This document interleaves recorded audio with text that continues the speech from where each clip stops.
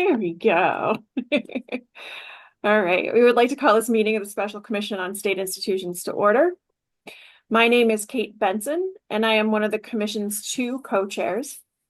As usual, before we begin, we would like to let everyone know that this Commission meeting must follow the open meeting law. Any votes taken during the meeting will be done via a roll call vote. We ask that Commission members please mute themselves when they're not speaking and use the raise hand feature if they would like to speak. Before speaking, please state your name so everyone knows who is talking. For any questions posted from the audience in the Q&A for this meeting, Cedar will be reviewing the questions and holding them until the end of the meeting. Today's meeting is scheduled for 2 hours. We will have a break midway through the meeting at about 4 o'clock. To make sure everyone can participate, we ask the following. We have CART services supporting our meeting today. These are captions that help people follow the discussion. If you need help turning on these captions, please let us know. We ask that people speak at a non-rushed pace and provide yourself with a brief pause for the CART transcriber to write what you have said. We ask that you speak with as few acronyms as possible. Doing so will help all participants to understand essential information that is shared here. We will try to remind folks of these items I just mentioned if needed during the meeting and to keep us on track. When we end this meeting, we will have notes made available based on what we talk about today. This meeting is also being recorded and the videos are available on the Commission's mass.gov page and on YouTube. Next slide, please. Okay. We hope everyone has taken a moment to view the agenda. These are the items we will be discussing today. We have some announcements. Cedar will provide a recap of the last meeting. After we vote to approve last month's meeting minutes, we will have another discussion about the vice chair role. We also will discuss the schedule for upcoming meetings. The bulk of the meeting will be a discussion about what we want to recommend for the framework for remembrance. Then we will discuss any next steps and then wrap up the meeting with a vote to adjourn. Next slide, please. We wanted to welcome Camille, and I'm going to apologize for the pronunciation of Camille's last name, Karabash, who is the new representative from the Mass Office on Disability.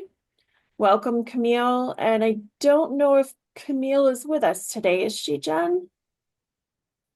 I don't see her name. Okay, I don't either.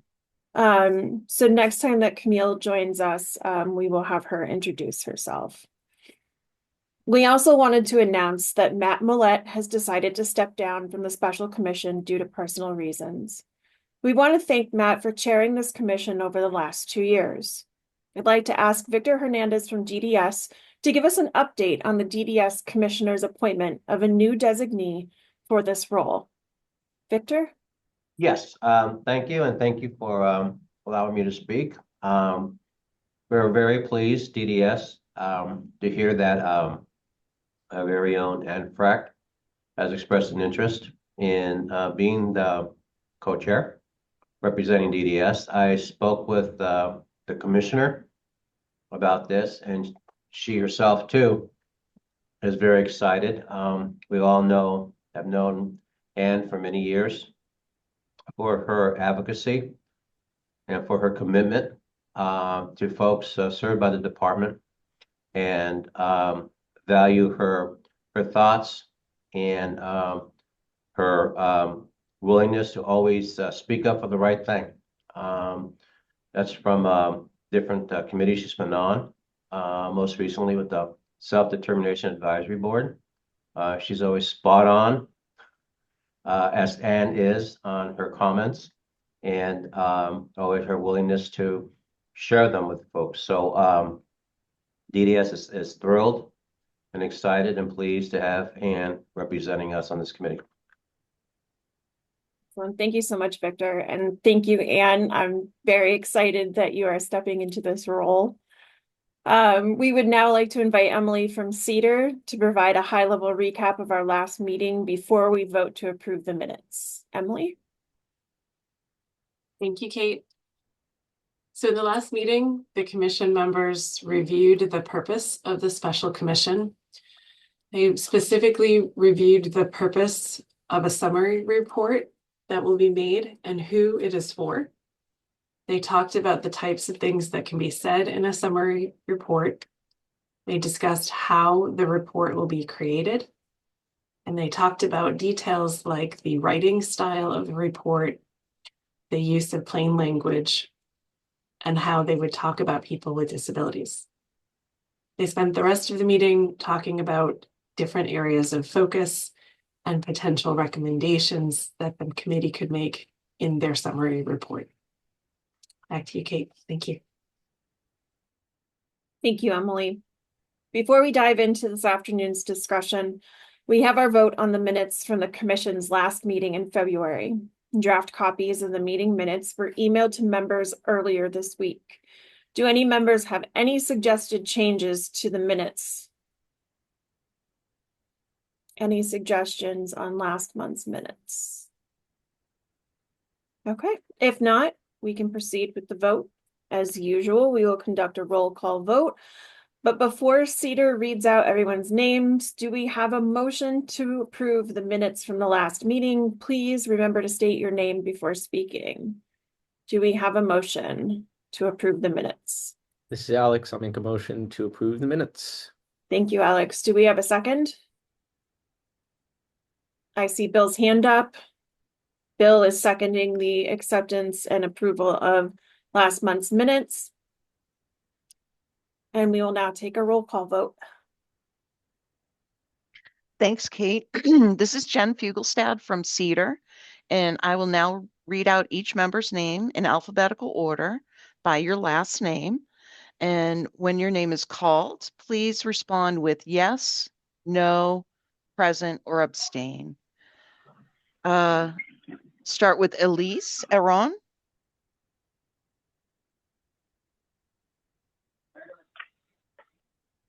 Kate That's what Benson, didn't happen. Yes. Sister Linda Bessam, Reggie Clark, Gotta get up. Reggie Clark, do you approve it. the minutes?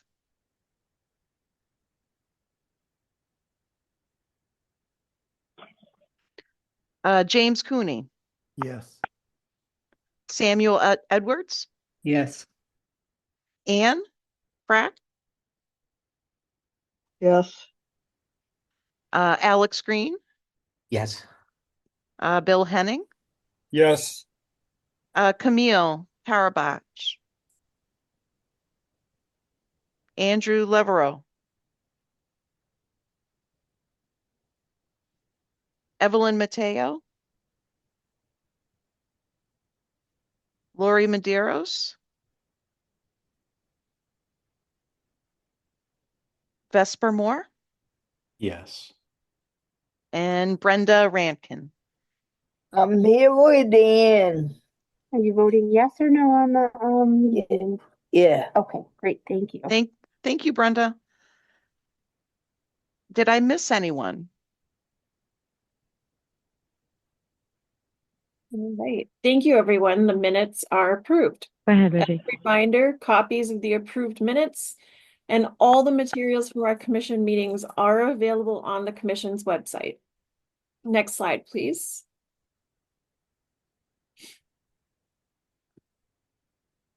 At the November meeting, the special commission voted to approve the role of vice chair. The vice chair role is still vacant, and at this time, the commission is in need of that role being filled.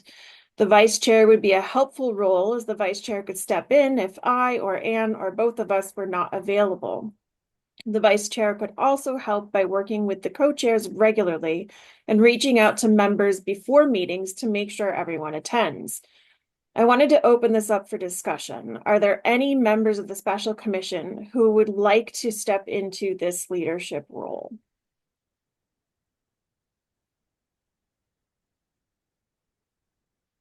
Hey, this is Alex. How many months have we got on our sort of formal mandate left?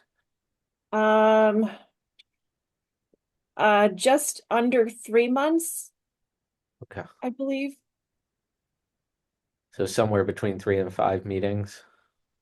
Correct. Okay. If my math is correct, which it may not be. Is there anyone who is interested in this position?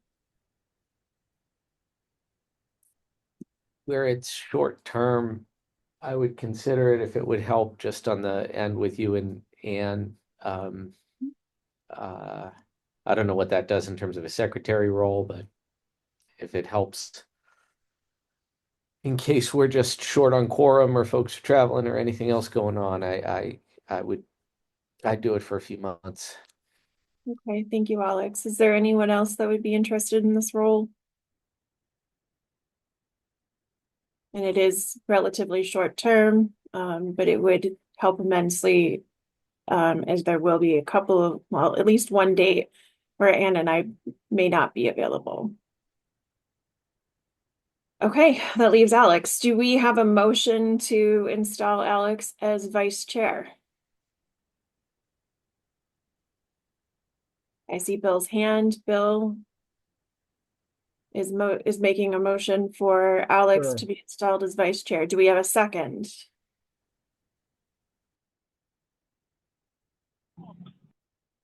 I second. Thank you, Reggie. All right, we will take a roll call vote to make it official. Okay, everybody, thank you. This is Jennifer from Cedar. And I will now read out your names by alphabetical order. When your name's called, please respond with yes, no, present, or abstain. Elise, Aaron, Kate Benson, Yes. Sister Linda Bessam, Reggie Clark. Yes. Thank you, Reggie. James Cooney, Yes. Samuel Edwards, Yes. Anne Frack,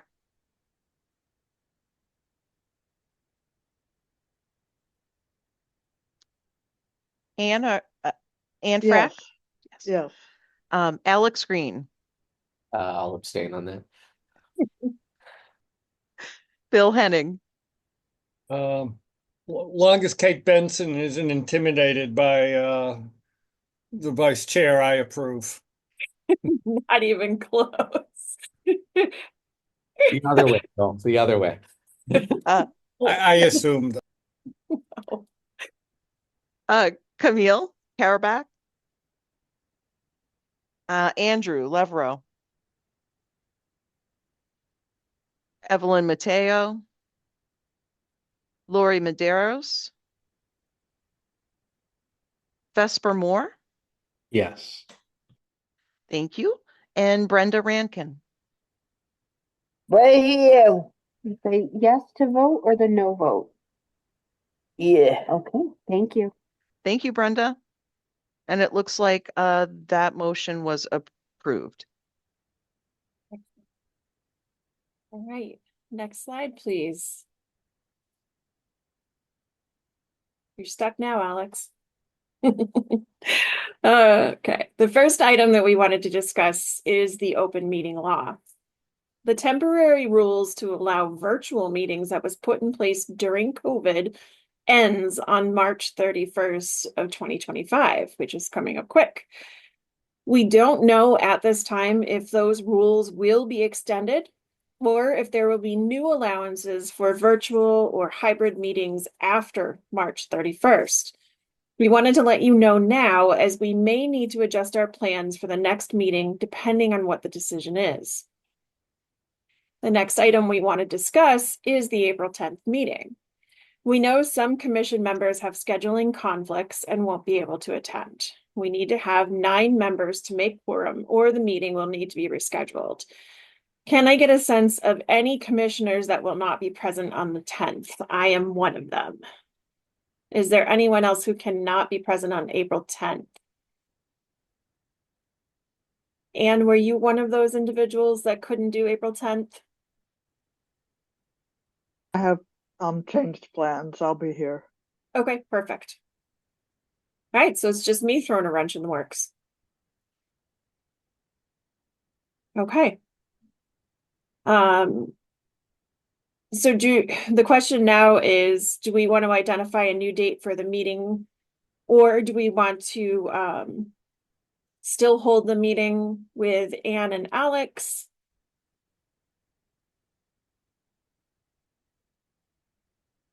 Alex, go ahead.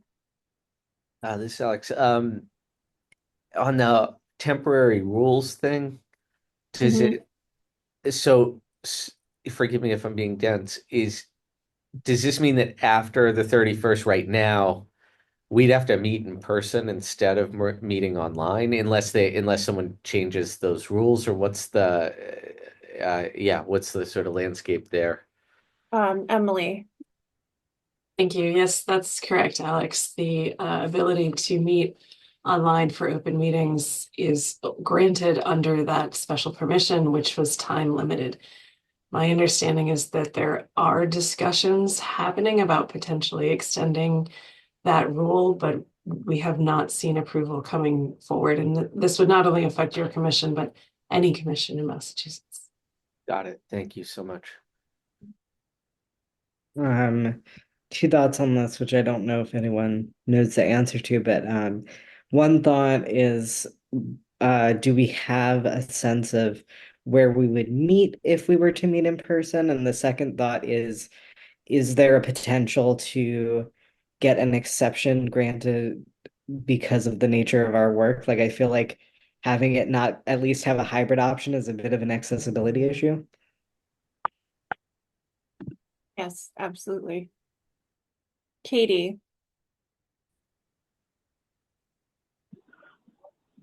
Hi, Reggie has a Hi, question. Reggie has a question. Okay. I have a Perfect. question. If I was going to go there, I don't know if I'm going to have anybody to come and get me. I have a situation where people are working during the day, so I don't know what to do. I think You that's haven't going to told be one of our. Sorry, Reggie, go ahead. I think that's going to be I one have of a our. situation that I can't get there on my own unless someone either takes me or tell me what to do. So you got to come up with that situation, please. Yeah, that's going to be our biggest issue, Reggie, is the accessibility piece for some of our members. And then, of course, one of your co-chairs lives in the middle of nowhere in Western Mass. So, um, Bill. I'll come up. Well, if I had to come up where you are, Kate, I would take a bus there. Thank you, Reggie. I appreciate that. You can come hang out in Western Mass with me. I don't think anyone knows what the Mass General Court will do, but if I had to bet, I'd bet they continue this. There's lots of legislation, just as FYI, that even BCIL is very active on to try to make this permanent. It never passes because there's opposition from the Mass Municipal Association, all the cities and towns, etc. However, if you go up to State House, you will find many legislators on hearings and public meetings love the virtual aspect. I cannot imagine leadership of state government trying to go back to the old days. Any meeting like everything's done virtually, even if you say we want to meet in person, but that's just a 2 cents opinion on March 13th. I'd wager $1 with anybody if you're interested. Yeah. And we're really hoping that Bill is right with that statement. Yeah. Obviously being able to have these meetings via Zoom changes the landscape for participation in a great deal of things, not just commissions like this, but in many other. I think state government has a higher rate of work from home than private business at this point. It would be a radical shift. Absolutely. Yep. Absolutely. Thank you, Bill. Alex. Just a thought, and it doesn't have to be the case, but as a contingency, it sounds like, Bill, what you're saying is unlikely to happen, but just in case, like, could we, is it worth thinking of looking at a date later in the month in case they don't get it together right on the line or something and it straggles a little bit past the end of the month, or just so we could plan in advance. Because like if I have a few weeks to plan, Reggie, I can drive out and get you. I just have to know a few weeks out before that were to happen. But I don't know. Like yeah, it's a thought. I'm not sure. I think Alex, piggybacking on what you just said, if there was a potential for scheduling it later in April during the school break, then I also could be in person without issue. We would just have to figure out, as we said, all the rest of the accessibility issues for this group. Emily. There are some provisions in the law that allow for remote participation as an accommodation. There's two we would need to explore a little bit further, and we can support you in doing that. One option may be that we hold a physical presence, but that we permit by exception remote participation by members that cannot make it. We may also want to take a vote. We have to clarify whether this would be binding, but you could take a vote to hold your next meeting remotely in the event that that vote would permit that. I think there is potentially some ground for that, as for example, local commissions on disability can do that. So you may want to try to get agreement that you would like to host the next meeting remotely, and we can help you figure out if that is sufficient. Okay. I think that is probably the best for all involved. All right. Do we have a motion to hold the next meeting virtually in order to allow access for everyone? I'll make the motion. Thank you, Anne. Anne makes the motion. Do we have a second for holding the meeting virtually next time? I second. Thank you, Reggie. This is Reggie.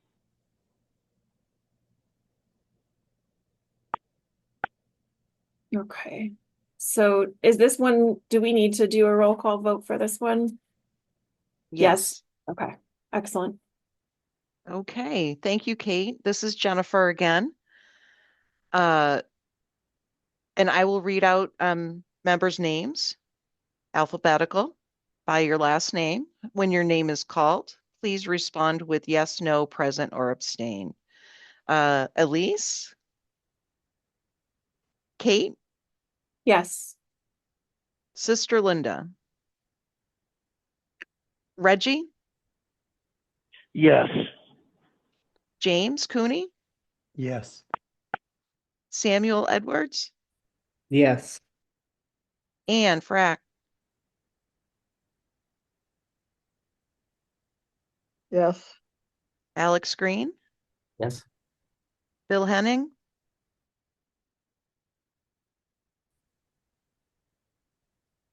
Camille Carbach? Andrew Levereau? Evelyn Mateo? Lori Medeiros? Vesper Moore? Yes. And Brenda Rankin. I'm here.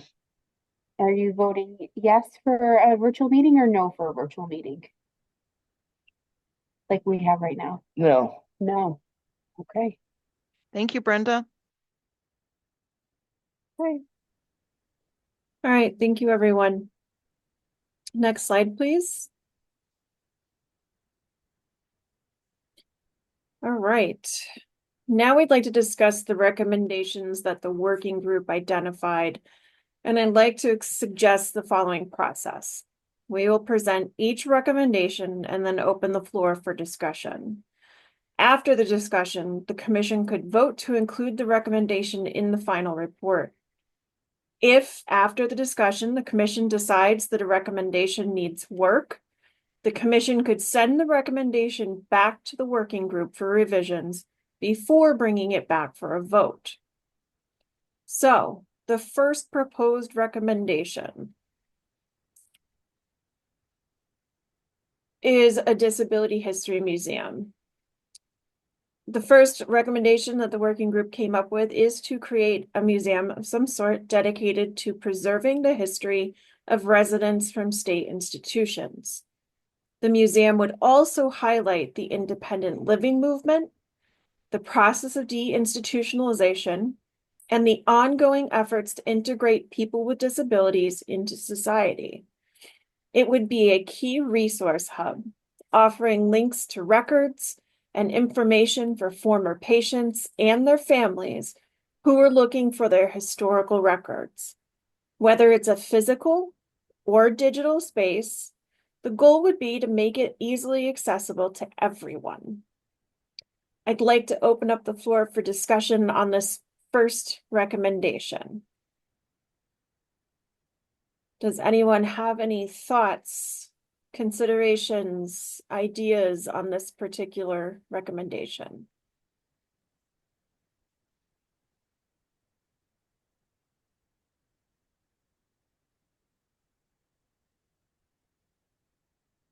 Even if it's just to say, yep, we love it.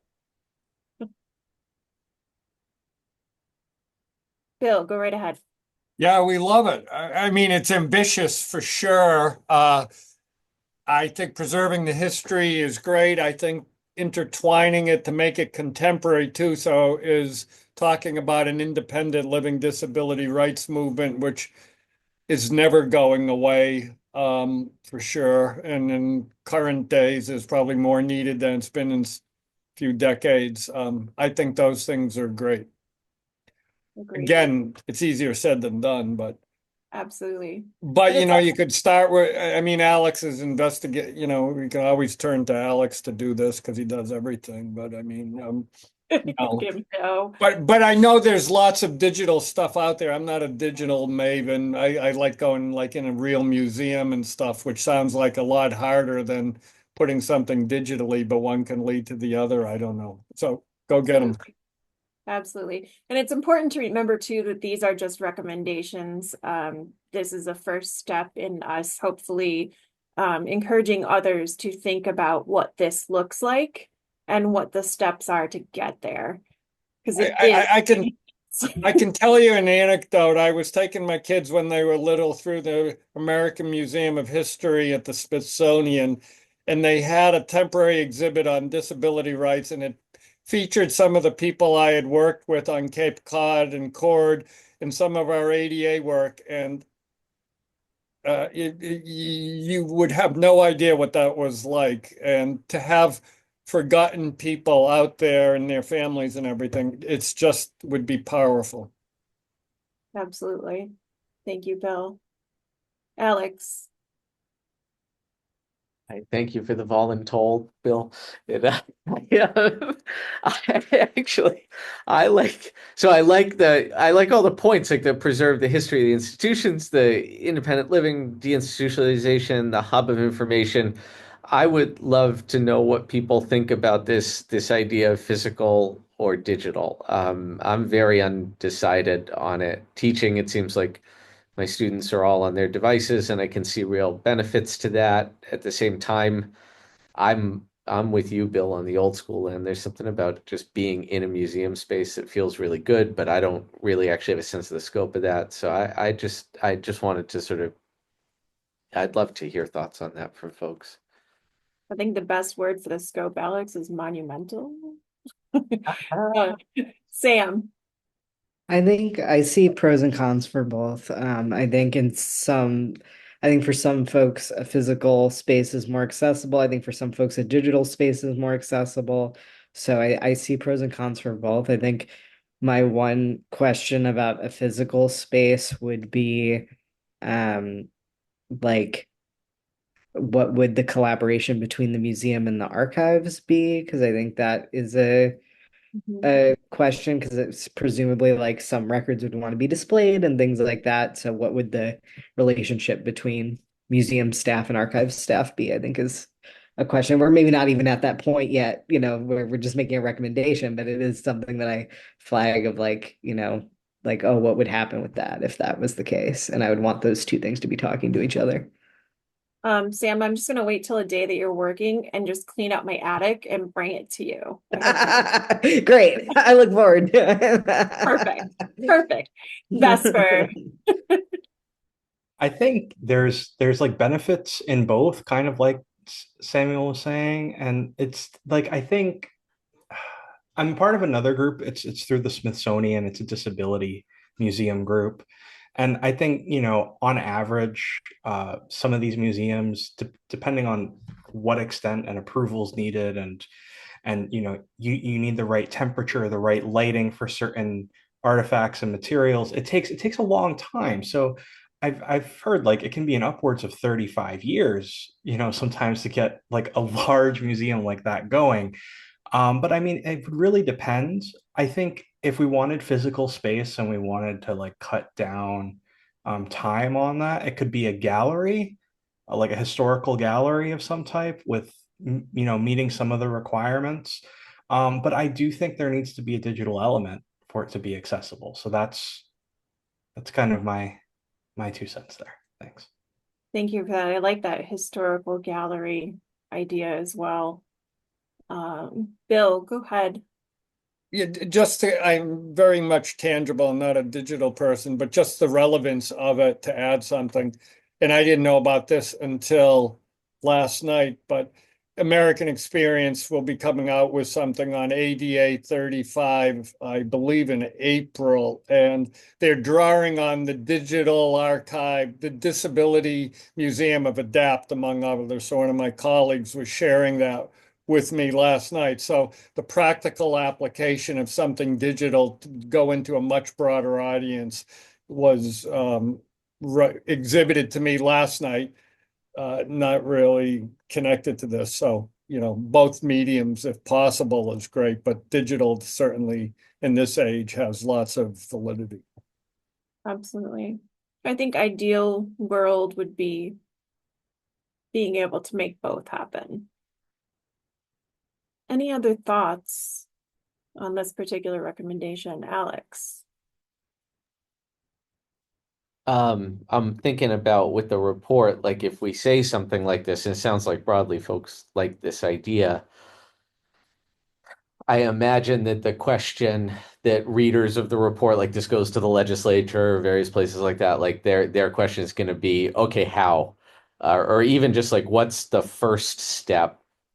So I'm curious about that idea. Maybe it goes back to what you were saying, Sam, about like making sure the right people are involved early on. Is the right recommendation like a group of people uh, should somehow come up with some kind of feasibility thing that they like put forward in a certain period of time, or like what's like a recommended good process step in your experience that would kind of take the idea and start to put it into action? Yeah. Thank you, Alex. I think the idea of recommending some sort of feasibility study is it is the first step that we took with the Belchertown State School property, and with the idea of our museum. I think looking at that helps us to figure out what that real true first step is after you have the group of people and you have the thought of where's it going. Then we can say, okay, here's the actual first step, which we all know is money. Kidding. Any other thoughts on the museum recommendation?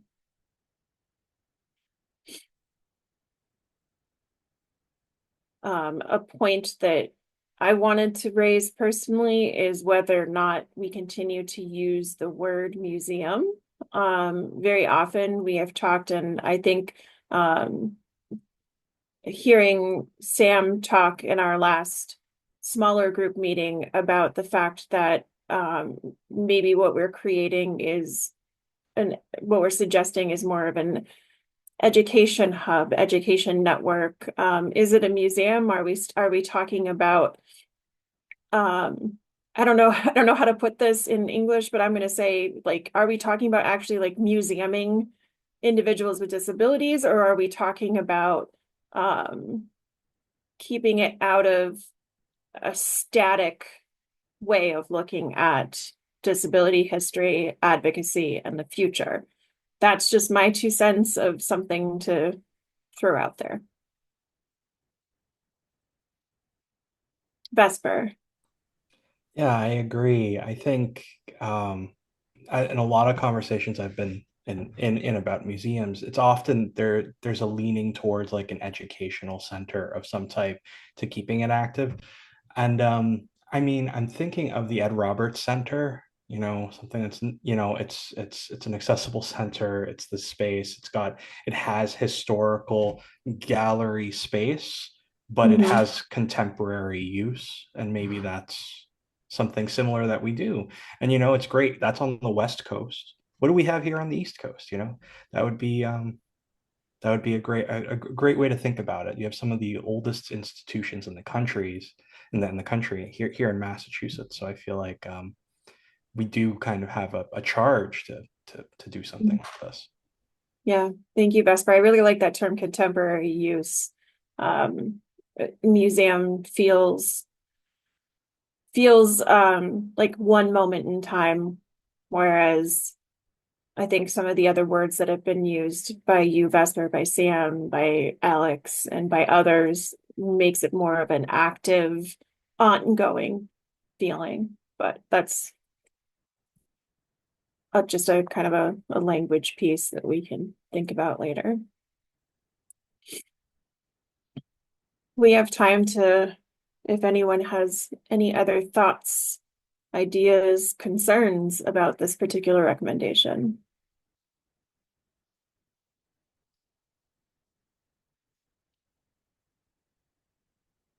Alex, go ahead. One thing we could do is I could try to draft some like very simple bill language. You know, a lot of commissions, when they issue reports and things like that, in the appendix, they'll include like draft language just to help anyone looking at it that might be useful. So for drafting like a funding resolution or requisition or something for a budgetary item or some kind of legislative action, but it gives them some language to go off of. Does that seem like a reasonable step? And then, I mean, it could just be edited to high heaven by everyone, but just like a starting place as a stub for it. Other thoughts on that? I see Sam nodding. Yeah, I mean, I liked the idea of, you know, kind of thinking about a feasibility study and like looping in different folks. I think one concern I have is just like okay, if like archives has all the records, there's a separate entity that's the museum. How are things going to get from point A to point B? What's the preservation concerns of those things? Like all of these are like a huge question that I think like would need to be like worked out.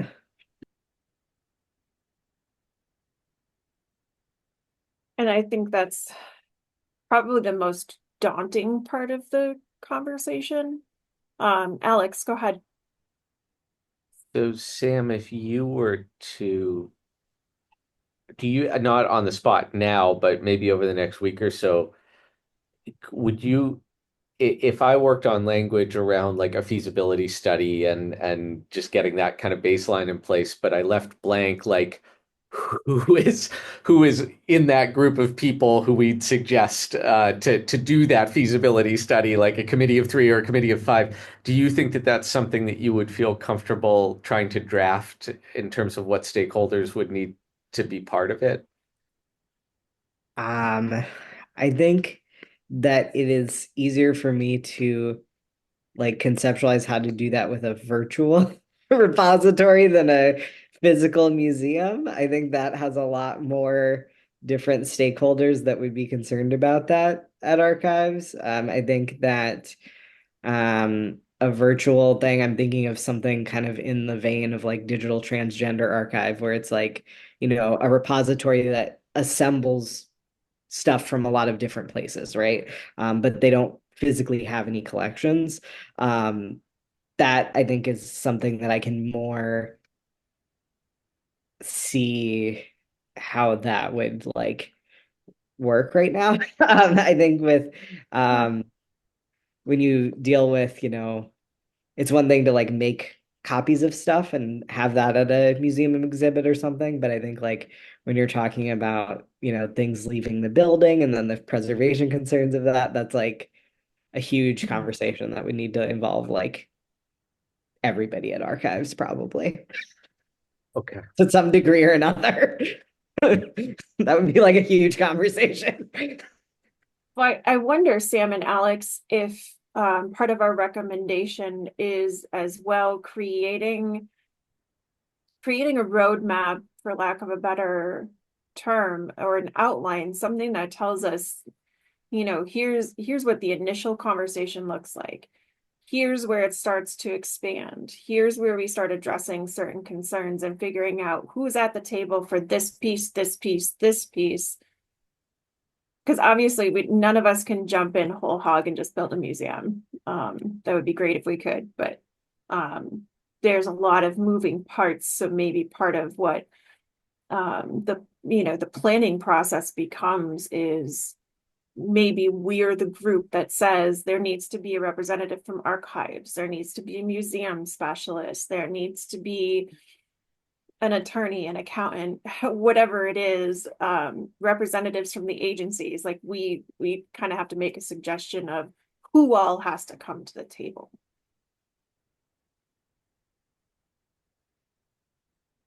I like that idea. I wonder, Vesper, from the National Museum conversations, I am forgetting the name of or anyone else who has worked with her, the consultant from the Smithsonian who's developed their digital and physical exhibits on disability. Is this something that we could ask her? Like what are a handful of people, like if you were to create a preliminary feasibility study group knowing these following constraints, most of the documents are at archives, many artifacts are at archives, a few other places like UMass Amherst has a large archive, that kind of stuff. Like what would you recommend? Is that something we might be able to do? Yeah, that would be Catherine Ott. Yeah. She's the disability curator at the Smithsonian. I haven't talked to Catherine since a lot of the federal changes. I don't know if she is still at the Smithsonian because it is a federal position, but I can reach out. Maybe I can just do like I don't know, like a group email of some type potentially. Yeah. So That would be amazing. Okay. We have about 5 minutes to continue the discussion before we take a break. Does anyone else have any other thoughts? I know this is a big topic to kind of try to take a bite out of at the moment. Okay. Since it is 3:55, why don't we take a 5-minute break and come back together at 4 o'clock? And then we can continue our discussion. That sound good? All right. Everybody's running away already.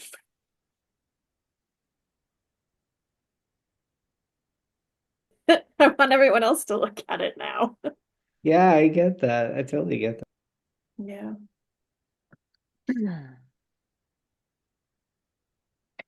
Kate, I just wanted to mention that Brenda had to go for the day.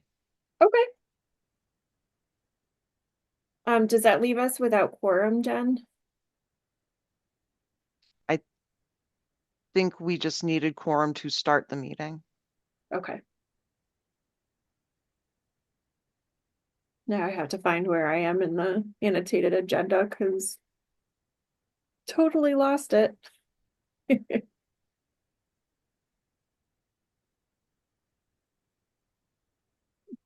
think you're at the bottom of page 7. I have it like open on my cell phone, so if I turn my phone, it goes wherever it wants to go. Yep, got that. I love technology, but then it's not always as helpful as I'd like it to be. So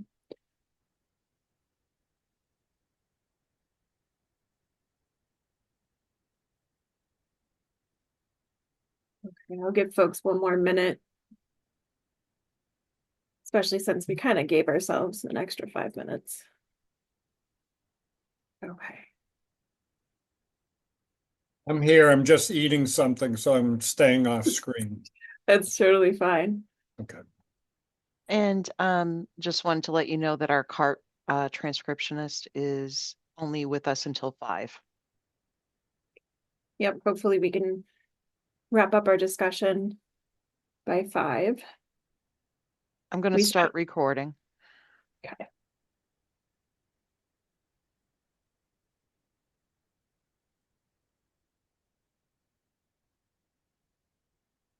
Okay. So the second recommendation that we had was the potential for a perpetual care fund. This fund would provide the financial support needed for the ongoing maintenance of institutional cemeteries, taking care of things like landscaping, road repairs, and general upkeep. On top of that, the fund would offer grants to help community groups create memorials at sites where former patients and residents of Massachusetts institutions are buried, ensuring these individuals are honored and remembered for future generations. And I would like to open up the floor for discussion on this particular recommendation.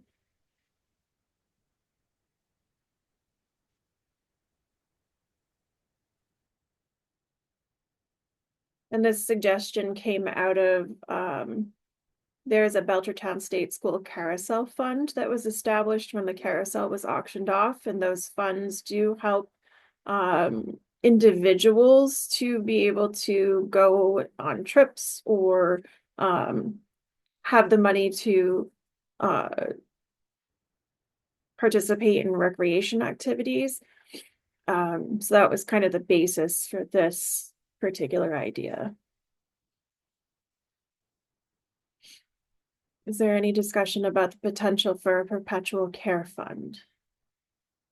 Alex.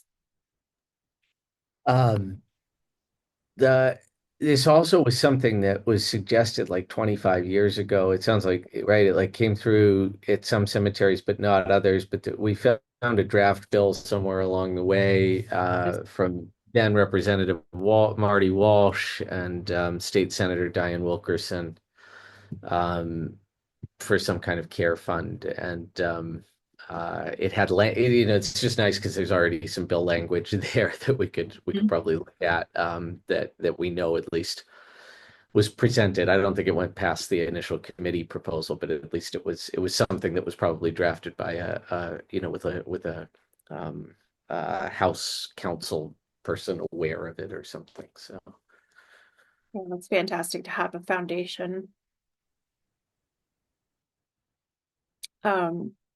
We also brought this up because there are areas where the folks who are taking care of and memorializing cemeteries are close to retirement. And right now, in some cases, it can be unsure how this care continues.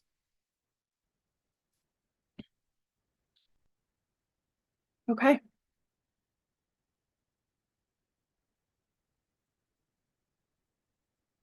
All right, so we'll move on to the next recommendation if there's no discussion on this one. And I lost my place again.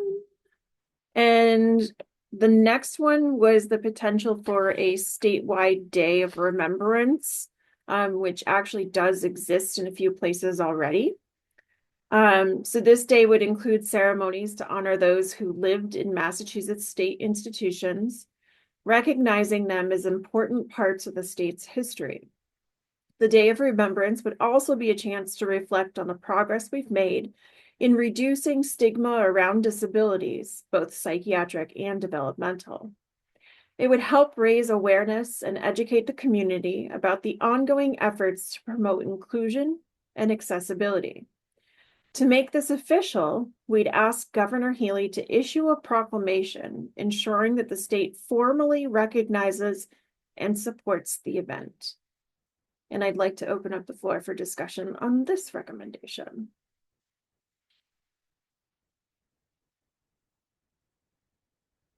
Anyone have any thoughts on the potential for a Day of Remembrance Vesper?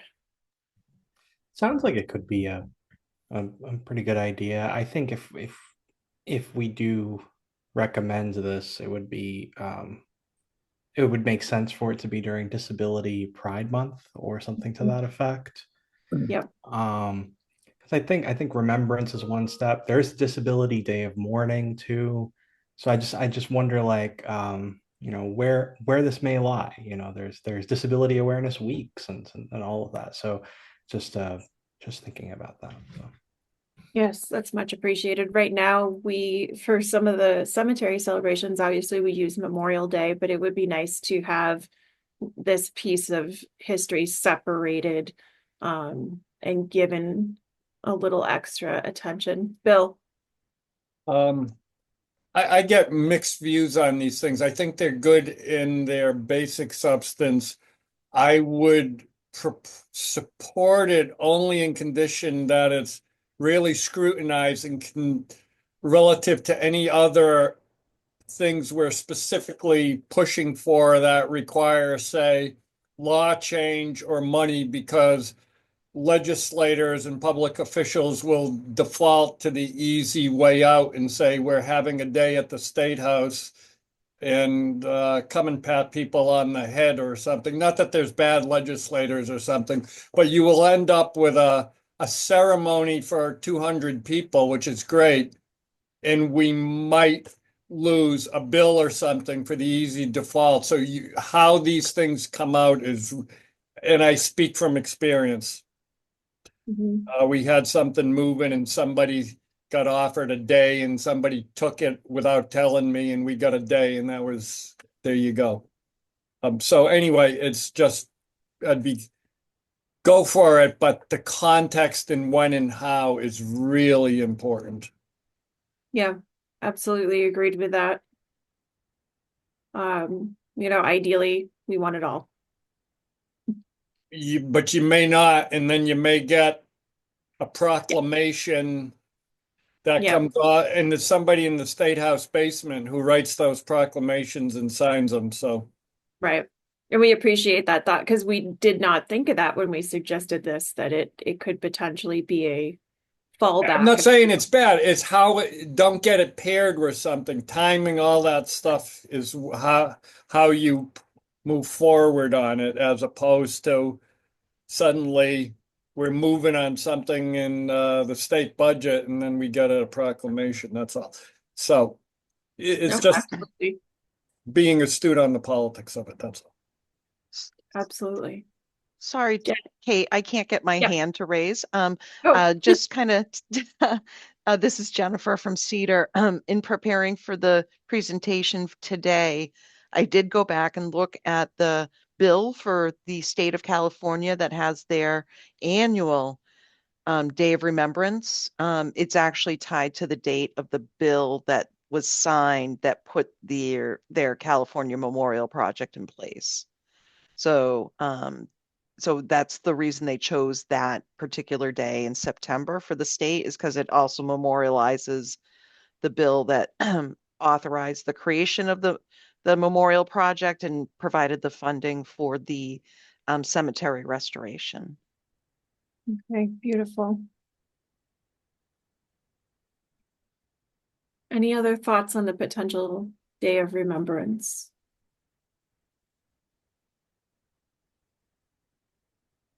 Alex? What it's worth, it just 2 cents on this, but I've never been a huge fan of these kinds of days for many of the pitfalls that Bill describes. I think they're super well intentioned. It's no aspersion against folks who do them, but I think they can sometimes be used to not talk about or do the harder things. I don't want us to be checking a box for someone who wants a photo op. You know, it's got to be meaningful if we swing it. So. Okay, absolutely.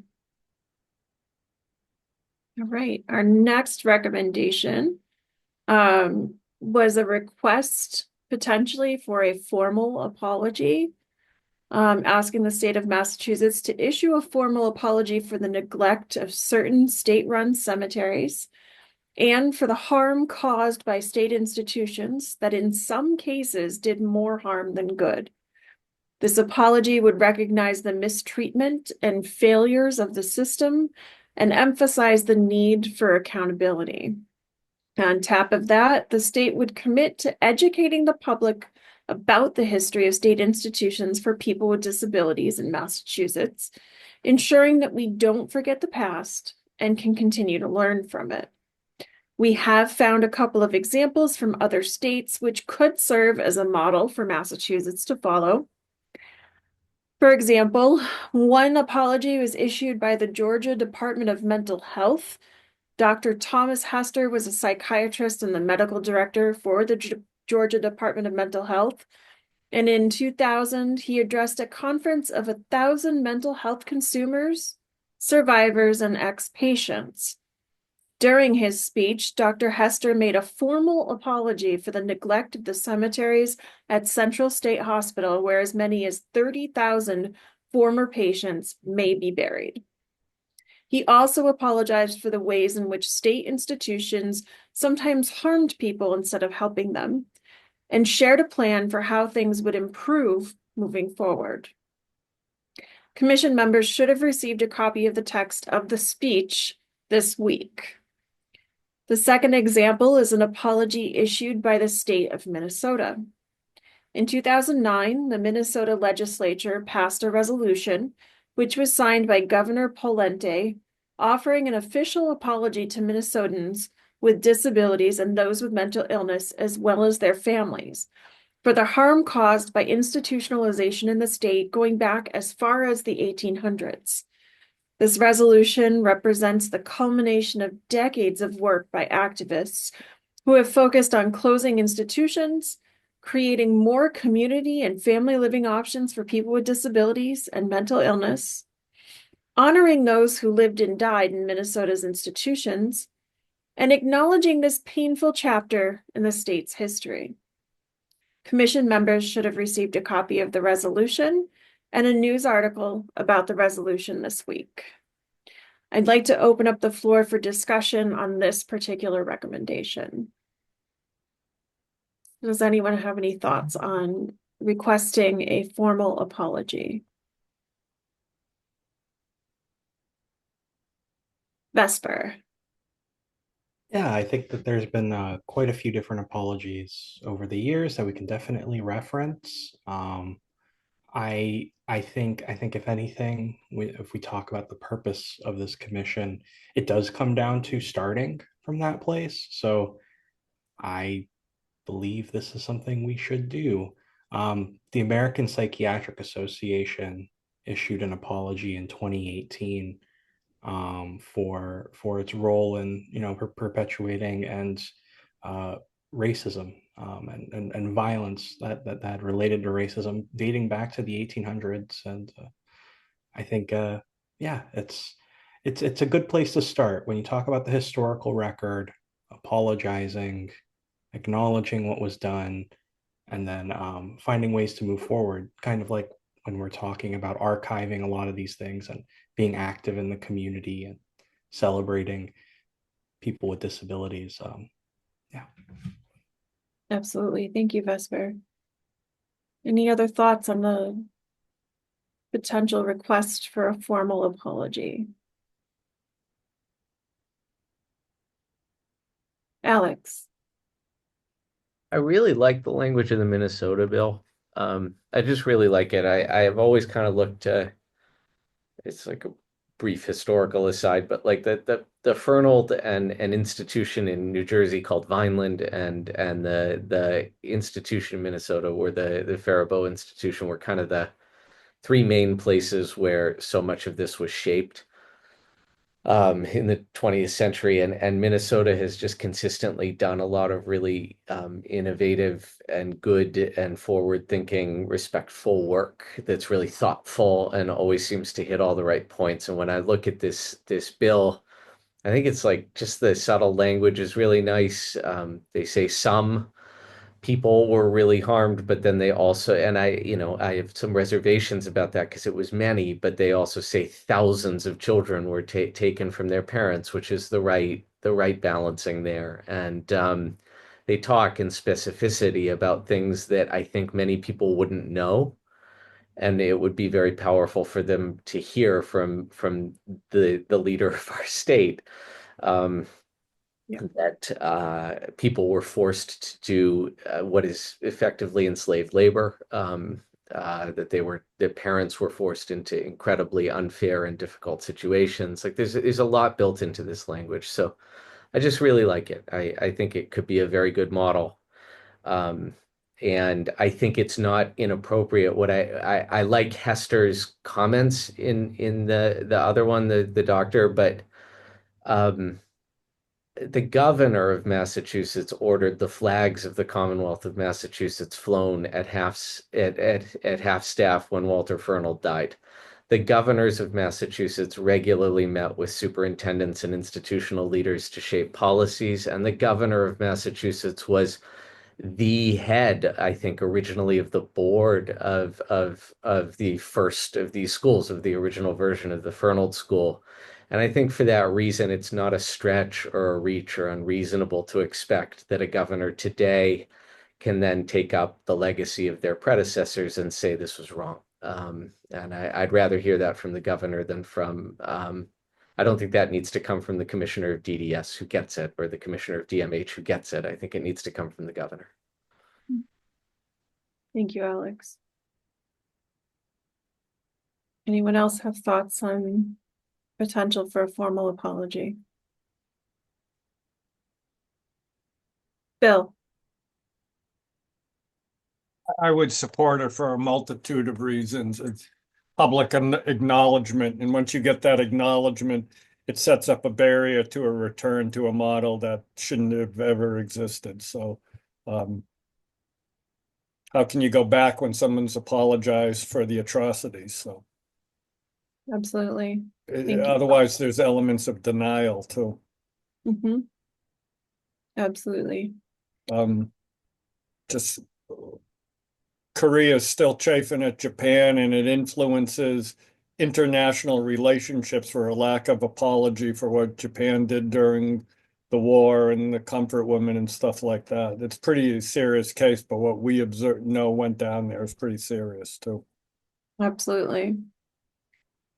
And I think to piggyback on what Bill has said, we are one of the few New England states that still has large-scale institutions open and operating, and one that was constructed not too long ago at Worcester with Worcester Recovery. So to continue to add the Massachusetts voice to the apologies that already exist, to Bill's point, publicly acknowledging the outcome of institutionalization will hopefully help prevent the slip back into it. And I agree with Bill, and I agree with everyone else as far as what that apology can do to lend to the discourse around this topic. Does anyone else have any thoughts or concerns or ideas? Because that is our last recommendation. Vesper. Yeah, I think if we move forward with the formal apology, we can definitely ensure that there's a commitment to continued work at community disability and behavioral health initiatives, as evidenced by, right, we have community behavioral health centers, we have these initiatives as a way of, there could be a potential reference to Olmsted, which is the right to live in community desegregated from institutions. Mm-hmm. There could be a reference to all of these things, and again, I think it's an excellent starting point, and it shows Massachusetts' commitment to this robust community initiatives. Thank you, Vesper. I think a lot of it too, is also if Massachusetts was first and foremost in creating these institutions, we should be first and foremost in owning what the fallout has been from institutionalization. Alex, go ahead. To that, and one thing I just occurred to me that I do think we probably want to add just so people can, I think this is an idea that could be really hard for people who don't know any of this to understand at first. And I think just one of the connecting points that we've seen through our work and that is so core to what we're doing is the records related stuff. So I'd like the mention of the cemeteries, and I wanted to gauge if I start scribbling away and kind of using the Minnesota stuff as an example, if people feel okay with adding also that the records preservation, that component of records preservation and records access that we've read in the report and in the first person stories from the interviews that Cedar did, if that's okay to also consider adding. Yeah. Does anyone have an issue with Alex adding language regarding the records related issue? Okay. I do want to backtrack and acknowledge Sam's comment about the Day of Remembrance. Sam, would you like to just speak a little bit about the comment that you had put in the chat? Yeah, just like and this is just my personal opinion, but I do wonder if in terms of, remembrance days or, days that are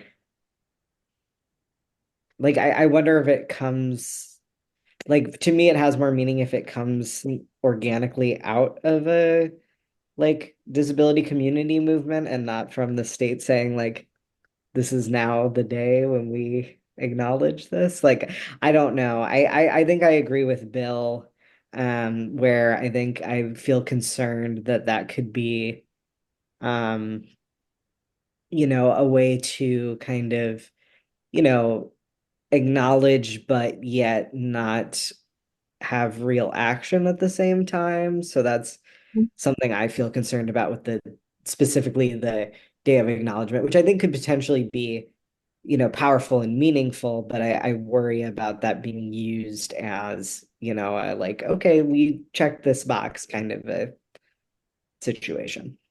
Yeah, and that's an absolute, very important and legitimate consideration when thinking about something that could turn into a box checking moment, as opposed to, the number of successes that grassroots movements have had, especially, I mean, disability history has been all about grassroots movements. So that's something very important to think about.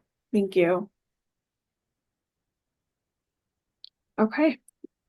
Any other thoughts or concerns or questions that have come up on any of the 4 recommendations? I want to say that we got to learn to take care of our own yard instead of going all over the place, because I don't even know what direction to go to because it's confusing, and I told Jen that. I said, we got to take care of our own yard. When we first started, that's what we were doing. And now we're going all over the place. You got to know what direction you're going to. Reggie, can you tell me more about the feeling of going all over the place? Well, we're going like outside the area. We're not looking inside the area and stuff. And like we were talking about, like I brought up to Jen that the mayor wouldn't talk to disability people at all. She didn't want to associate with disability people. That's a real concern, Mm-hmm. Those are the things we should focus on. Okay. We haven't done it. And I think as we go along, Reggie, in other sections for recommendations, that's where those topics are going to come up. We just decided to tackle the memorial piece first because it was, I don't want to say easiest, but lightest lift, I guess. But we do have some very serious topics, and I think if they're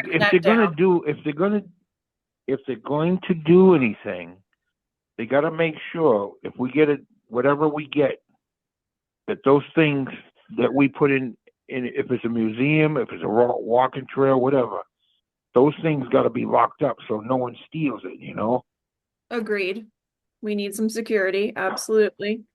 But Reggie, I'm gonna make a note about the point you just made about people not wanting to see and meet with the actual individuals with disabilities. Because I Right. think we do need to touch on that. Yep. Okay, thank you for that, I'm Reggie. just saying, Kate, because when we were talking about that the last time, someone brought that up, and I said, well, then we got to bring it up. That's why I said bring it up to the Attorney General and the governor and find out what's going on here, because you know people haven't gone through what we gone through, you know. Yep, exactly. Exactly. And I think having those direct conversations with the individuals who have lived it is exceptionally important. This is a lot. This is a lot to bring up and talk about, because it's not easy to be telling people about this stuff. Agreed. It's not anyone's favorite topic. I don't No, understand. no, why. no. But Kate, like I told you, if you want to get together and you find a way of getting me up there, I'll come up there with you. Well, I'll come out and visit you. That's probably easier. I'll come in your car. We'll go somewhere up there. All right, sounds good, Reggie. Okay. All right. We ended a little earlier than expected. Jen, do we have any next steps? I see a note for it in the agenda, but just wanted to make sure. Okay. Oh, Yes. Yeah. Saturday. Any other recommendations?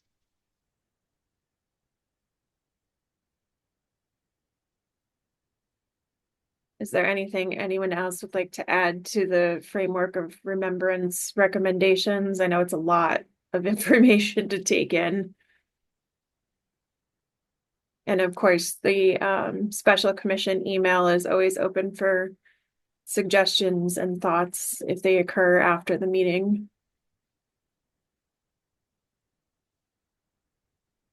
Okay. All right. Well, thank you, everyone. We appreciate that robust discussion of our recommendations. And we're looking forward to seeing you at the next full commission meeting in April. And Cedar will be following up with the meeting information and any other information about scheduling that comes up for April.